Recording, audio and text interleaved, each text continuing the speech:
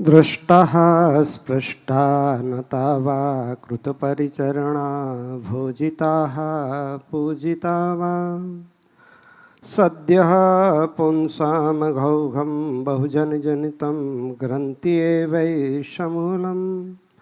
प्रोक्ताः कृष्णेन एव निजहृदयसमा यत्पदे तीर्थजातं तेषां मातः प्रसंगात् किम हि ननो दुर्लभम श्यान्मुमुक्षोः। હરિગીતામાં ભગવાન શ્રી હરિએ ભક્તિ માતાને જે સાધુના લક્ષણ કયા અને કહ્યું કે હે માતા, આવા સાધુના દર્શન કરીએ, એના વંદન કરીએ, એની સેવા પૂજન જે કાંઈ પણ કરીએ તો આપણા શું થાય? તરત જ અનંત જન્મના પાપ બળી અને ભસ્મ થઈ જાય. જેમ ગુણાતીતાનંદ સ્વામીએ પોતાની વાતોમાં લખ્યું કે આપણા અંતરમાં પાપની કોટડીઓ ભરી છે, તો એ બધા જ પાપો બળીને ભસ્મ થઈ જાય.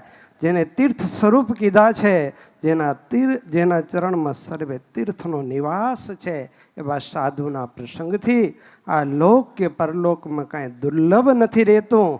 એવા સાધુ એટલે પૂજ્ય હરિ સ્વરૂપદાસજી સ્વામી અને પૂજ્ય બ્રહ્મ સ્વરૂપદાસજી સ્વામી.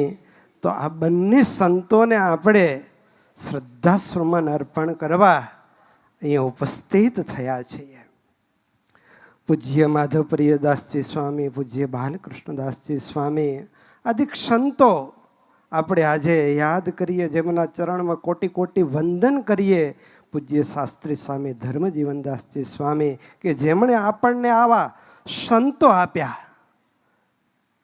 ખરેખર ભક્તો એમના ચરણમાં આજે હરિસ્વરૂપદાસજી સ્વામી અને બ્રહ્મ સ્વામી એમને આપણે શ્રદ્ધાસુમન અર્પણ કરવા માટે ઉપસ્થિત થયા છીએ.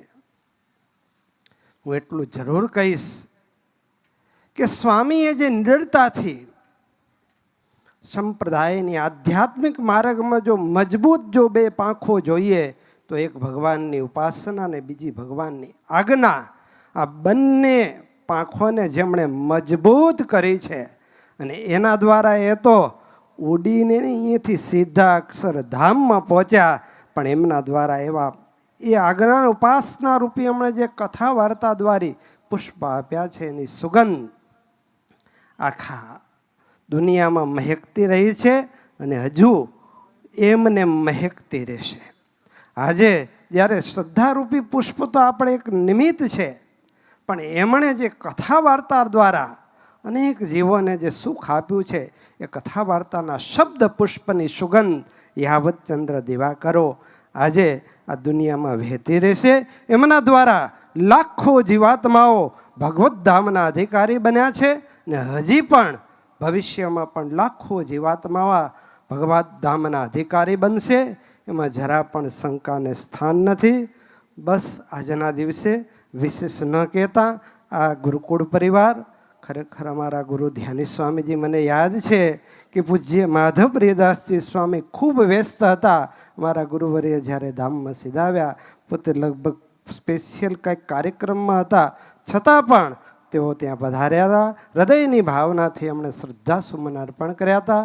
તો આજે જ્યારે પૂજ્ય હરિસ્વરૂપદાસજી સ્વામી, પૂજ્ય બ્રહ્મ સ્વામી આ બંને સંતો ભગવાનની સેવામાં એ ગુરુવર્યની સાથે ત્યાં વિરાજમાન થયા છે, તો એમના ચરણોમાં કોટી કોટી વંદન સાથે એટલી જ પ્રાર્થના કરીએ કે એમણે જે કથા વાર્તા દ્વારા આજ્ઞાને ઉપાસના અને જે કાંઈ જ્ઞાન પીરસ્યું છે, એ જીવન એ આપણા સૌના જીવનમાં આત્મસાત થાય ને આપણે પણ એ માર્ગે ચાલી અનેક જીવોને એ ભગવાનના સ્વરૂપનું જ્ઞાન આપીએ અને આપણે પણ એ જ્ઞાન લઈ અને આ લોકમાં સુખ્યા થઈ અને પરલોકમાં મહાસુખ્યા થઈ. એટલી પ્રાર્થના સાથે મારી વાણીને વિરામ. સહજાનંદ સ્વામી મહારાજની